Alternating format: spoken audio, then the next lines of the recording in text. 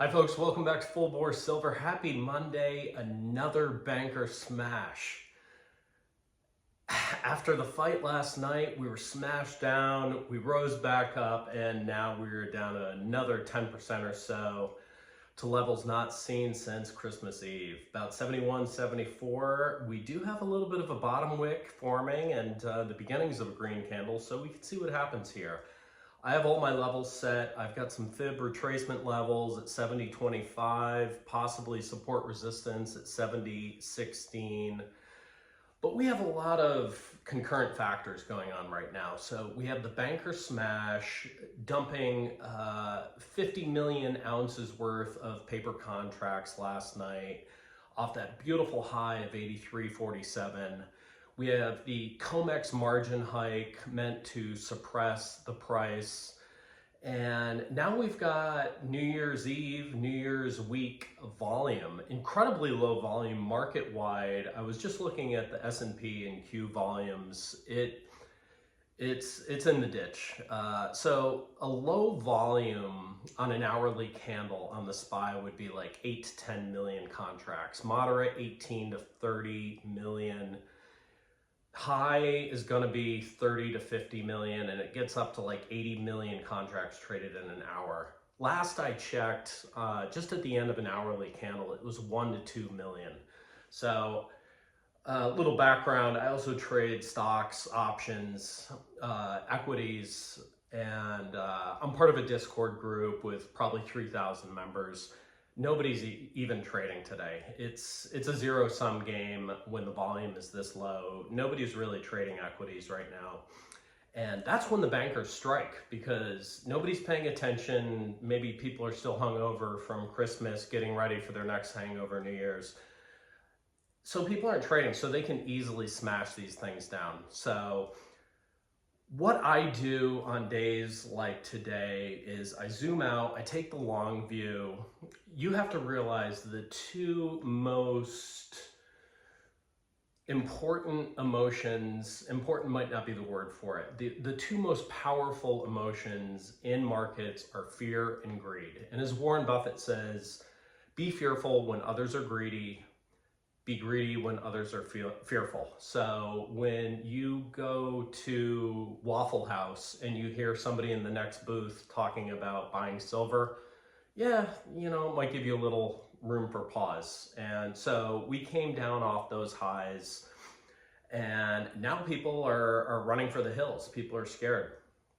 And so now is when you have to get a little greedy. So what I do is I start to dollar cost average back into my miners, back into the options that I play. And again, I don't think that most people should be playing options or miners, because the miners are like sort of a leveraged long on the silver play. Holding physical is going to be your best bet. You can kind of just sit back on days like today and relax, and hey, maybe you dollar cost average into a little bit more physical. Otherwise, you sit back during the holidays, enjoy your family, friends, etc.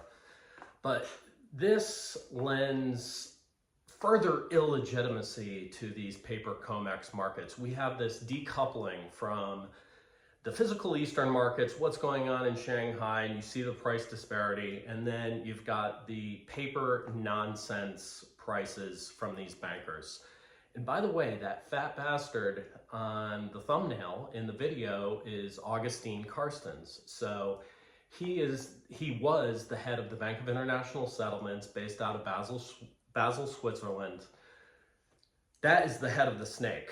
The BIS controls all the world's central banks. So next time somebody like Hillary Clinton says, "My democracy," yeah, so our economy is basically controlled by the Bank of International Settlements in Switzerland.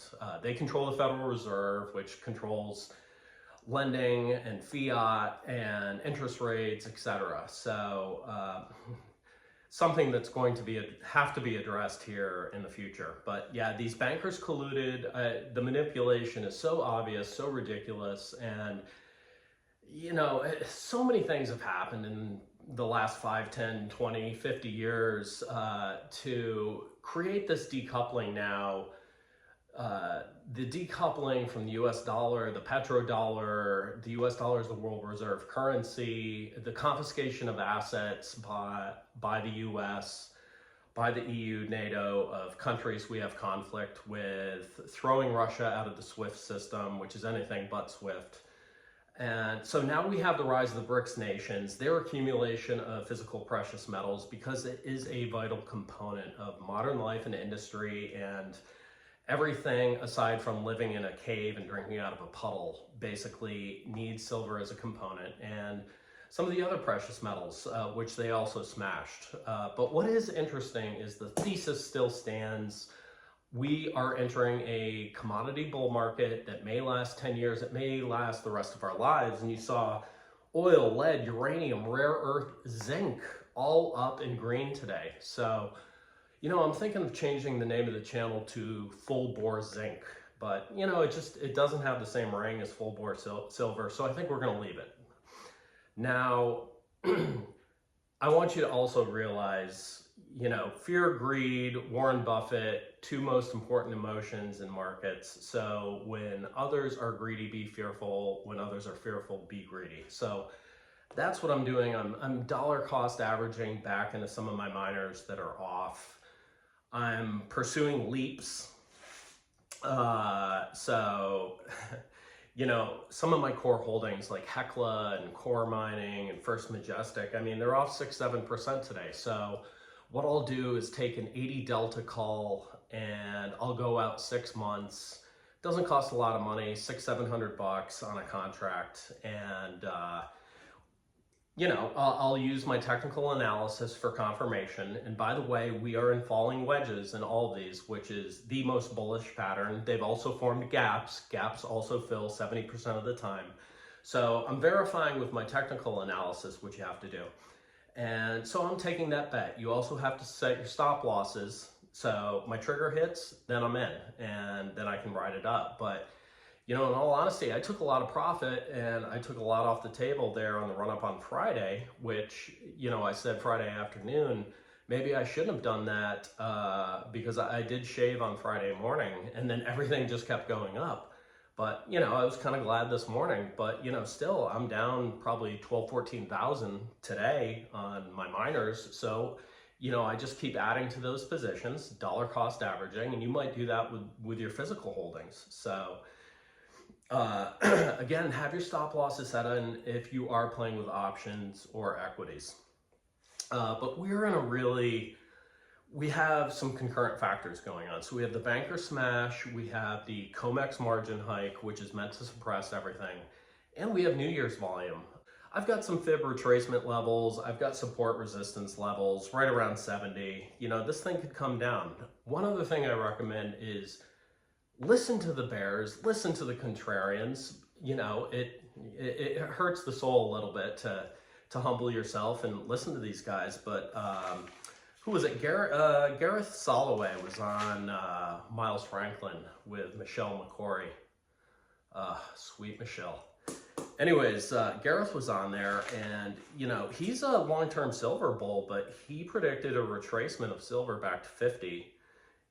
He said the S&P would keep running up, maybe 7,200, 7,300, and then it would retrace. He predicted oil to 75. Oil's running today. So we have oil, lead, uranium, rare earth, and zinc all running today. So the thesis stands. We are in a commodity bull market. I'm just getting a breakout alert right now on oil.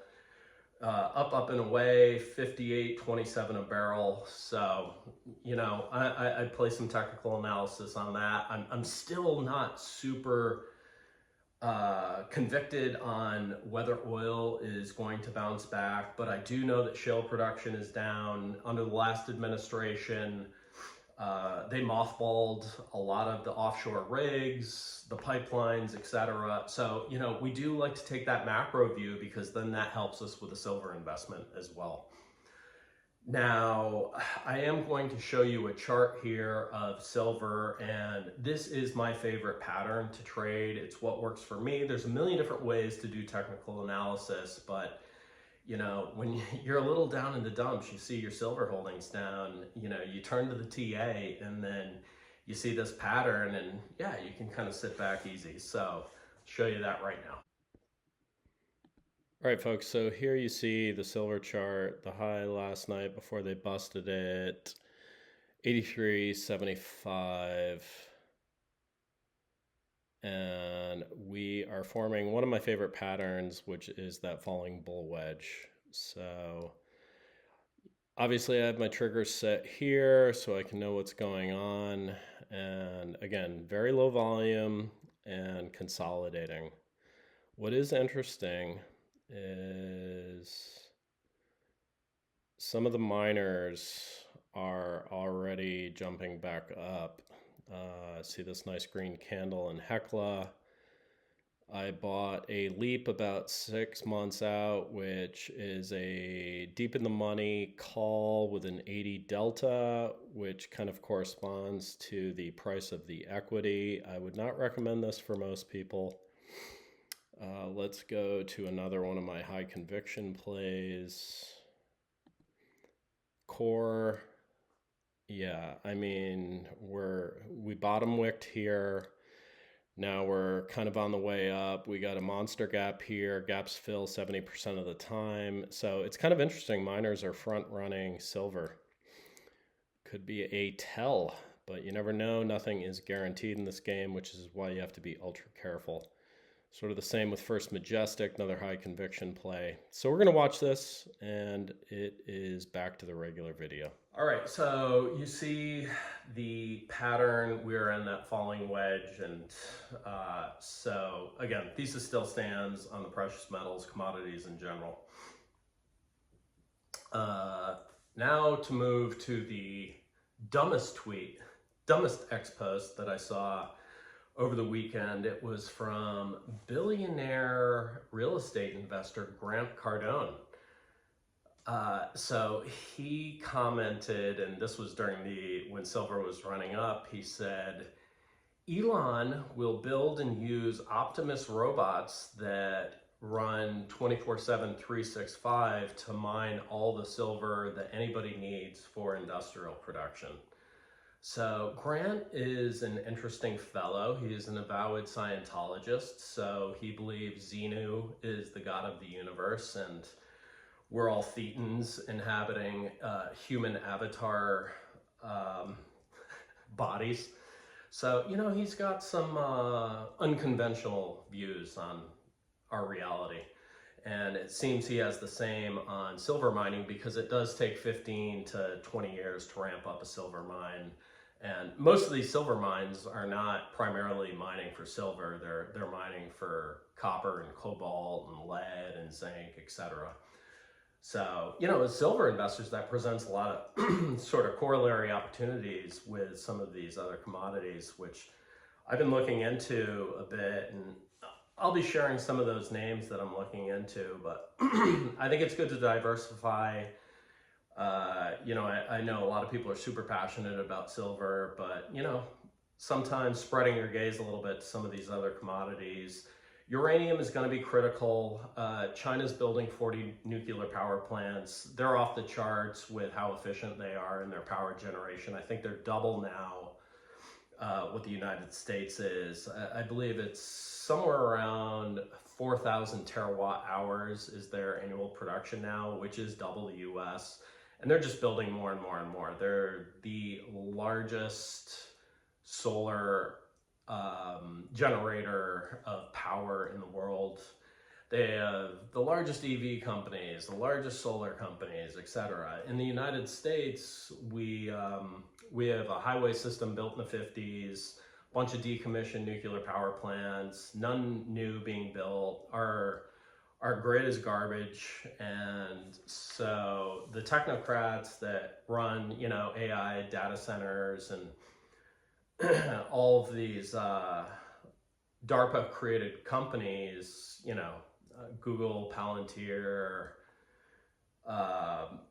Microsoft, Meta, Amazon, building these huge AI and data center build outs that are going to need 30 to 40% of the power generation in this country by 2030, we simply don't have the capacity for it. So there's going to be a reckoning at some point, and I think power, energy is going to be a very important consideration.